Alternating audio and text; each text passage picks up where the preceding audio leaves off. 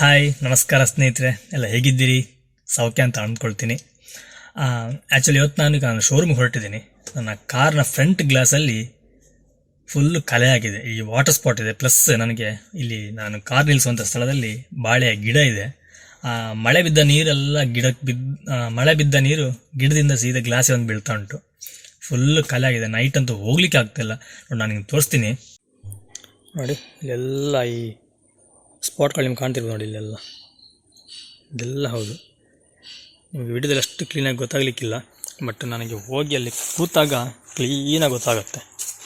ಈಗ ಹಗಲಂತೂ ಅಷ್ಟೊಂದು ಗೊತ್ತಾಗಲ್ಲ, ನೈಟ್ ಆದರೆ ಫುಲ್ಲಾಗಿ ಕಾಣುತ್ತೆ.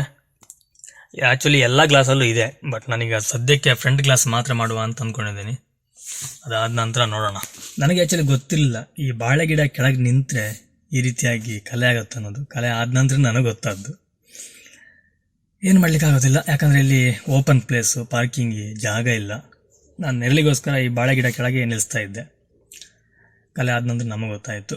ನಾನು ಬಟ್ ಶೋರೂಮ್ ಕಾಲ್ ಮಾಡಿ ಕೇಳಿದೆ. ಅವ್ರು ಹೇಳಿದ್ರು ಬನ್ನಿ ನಾನು ಮಾಡಿಕೊಡ್ತೀವಿ ಅಂತ ಹೇಳಿದ್ದಾರೆ. ಎಷ್ಟಂತೇನು ಕರೆಕ್ಟಾಗಿ ನನಗೆ ಗೊತ್ತಿಲ್ಲ. ಈಗ ಏನೋ ಮೋಸ್ಟ್ಲಿ 1500 ತನಕ ಆಗ್ಬೋದು ಅಂತ ಹೇಳಿದರು, ಒಂದು ಗ್ಲಾಸಿಗೆ ಮಾತ್ರ. ಸುತ್ತ ಎಲ್ಲ ನಾವು ಗ್ಲಾಸ್ ಮಾಡಬೇಕಂತಂದರೆ ಆಲ್ಮೋಸ್ಟ್ ಒಂದು 2500 to 3000 ಆಗಬಹುದು. ಮೋಸ್ಟ್ಲಿ 2500 ಅಂತೇನು ಹೇಳಿದಾಗ ನೆನಪವರು. ಏನು ಮಾಡಲಿಕ್ಕಾಗೋದಿಲ್ಲ, ನಾವು ಬೇಕಾದರೆ ಮಾಡಲೇಬೇಕಲ್ಲ. ಹೇಳ್ತಾನೆ ನಾನು ಯಾಕೆ ನಾನು ಮಾಡ್ತೀನಿ ಅಂತಂದರೆ, ನೈಟ್ ಹೋದರೆ ಏನಾದರೂ ಮಳೆ ಬಂತು ಅಂತಂದರೆ ನಿಮಗೆ ಫುಲ್ ಸ್ಪ್ರೆಡ್ ಆಗುತ್ತೆ. ಆ ಕಡೆಯಿಂದ ಲೈಟ್ ಬಿದ್ದರೆ ನಮಗೆ ಏನಂದ್ರೆ ಏನೂ ಕಾಣಲ್ಲ. ಹಾಗಾಗಿ ವಾಶ್ ಮಾಡ್ಲಿಕ್ಕೆ ಅಂತ ಹೊರಟಿದ್ದೀನಿ. ನೋಡೋಣ, ಅಲ್ಲಿ ಹೋಗಿ ತೋರಿಸ್ತೀನಿ ಅವ್ರು ಯಾವ ರೀತಿ ಮಾಡ್ತಾರೆ ಅನ್ನೋದು. ಏನೋ ಸ್ಕ್ರಬ್ಬು ಮಾಡ್ತೀನಿ ಅಂತೇನು ಹೇಳಿದ್ರು. ಯಾವ ರೀತಿ ನನಗೆ ಗೊತ್ತಿಲ್ಲ, ಫಸ್ಟ್ ಟೈಮ್ ನಾನು ಮಾಡಿಸ್ತಿರೋದು. ನೋಡೋಣ, ಹೋಗಿ ಹೇಗೆ ಮಾಡ್ತಾರೆ ಅನ್ನೋದು ನೋಡೋಣ.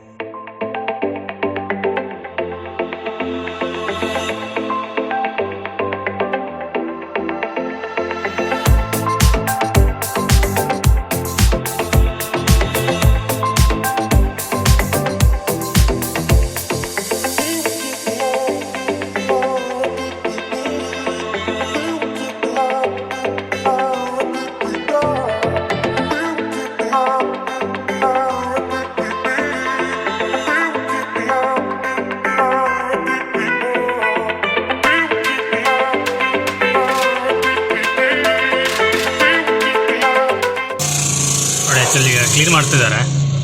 ಅಲ್ಲಿ ಹೊರಗಡೆ ಕ್ಲೀನ್ ನನಗೆ ವಾಯ್ಸ್ ಕೇಳ್ತಾ ಇಲ್ಲ, ಯಾಕಂದರೆ ಅಲ್ಲಿ ಮಿಷಿನಲ್ಲಿ ಸೌಂಡ್ ಇದೆ. ಹಾಗಾಗಿ ನಾನು ಒಳಗೆ ಬಂದು ಮಾತಾಡ್ತಿದ್ದೀನಿ.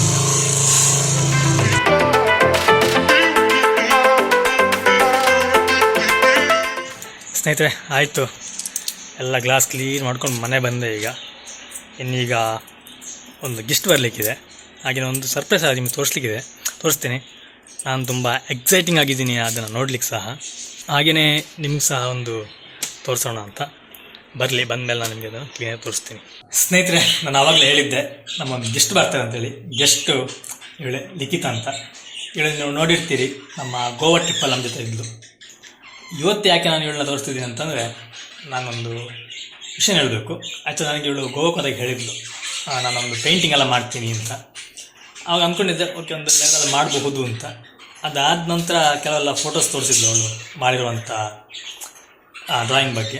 ನೋಡಿ ತುಂಬ ಖುಷಿ ಆಯಿತು. ಅದಂತ ನೋಡುವಂಥ ನಾವೇ ಒಂದು ಮ್ಯಾರೇಜ್ ಇದೆ, ಹಾಗಾಗಿ ಗಿಫ್ಟ್ ಕೊಡಬೇಕಂತ ಪ್ಲ್ಯಾನ್ ಮಾಡಿದಾಗ ಇವಳು ನೆನಪಾಯಿತು. ನಾವು ಯಾಕೆ ಗಿಫ್ಟ್ ತಗೊಳ್ಳೋದು, ಒಂದು ಸ್ಕೆಚ್ ಮಾಡುವ ಅಂತೇಳಿ ಇವಳ ಹತ್ರನೇ ಮಾಡಿಸಿದ್ವಿ.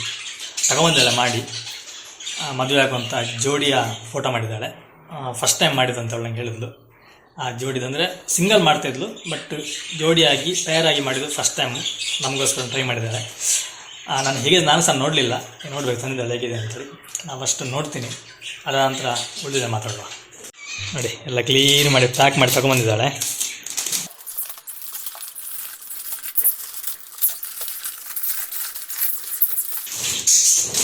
ವಾವ್,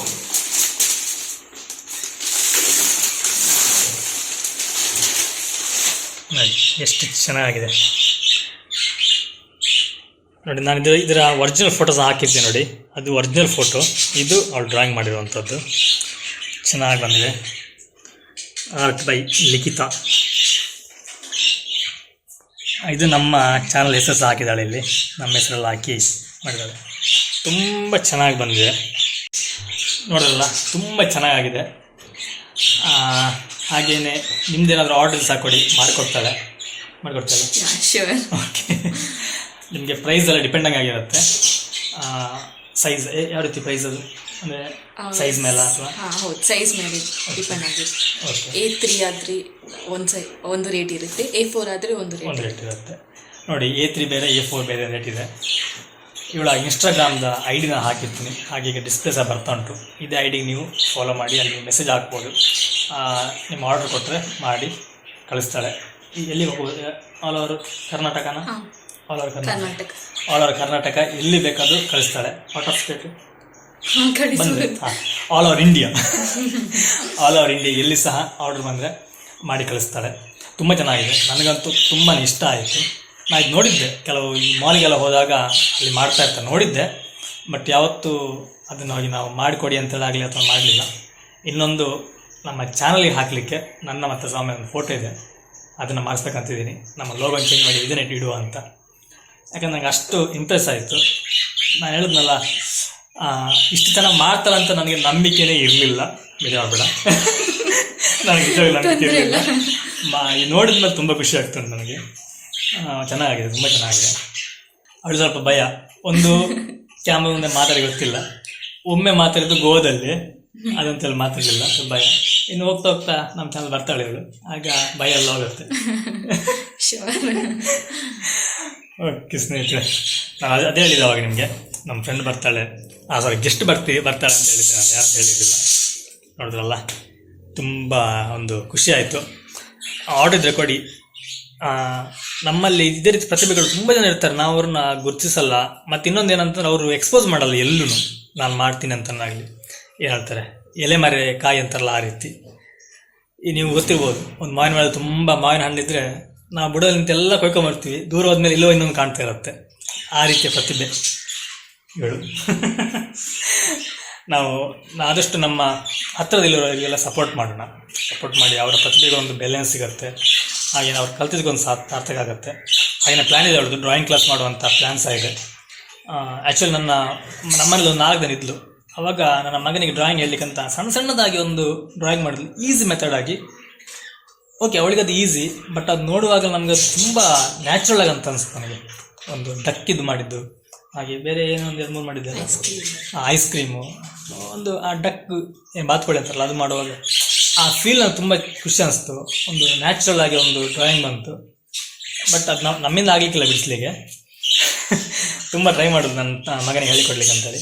ನೋಡ್ಬೇಕು, ಡ್ರಾಯಿಂಗ್ ಸ್ಕೂಲ್ ಸ್ಟಾರ್ಟ್ ಮಾಡ್ತಾರಂತೆ, ಮಾಡಿದ್ರೆ ನನ್ನ ಮಗನ ಕಲಿಸ್ತೀನಿ. ಫಸ್ಟ್ ಸ್ಟೂಡೆಂಟ್ ನನ್ನ ಮಗನೇ.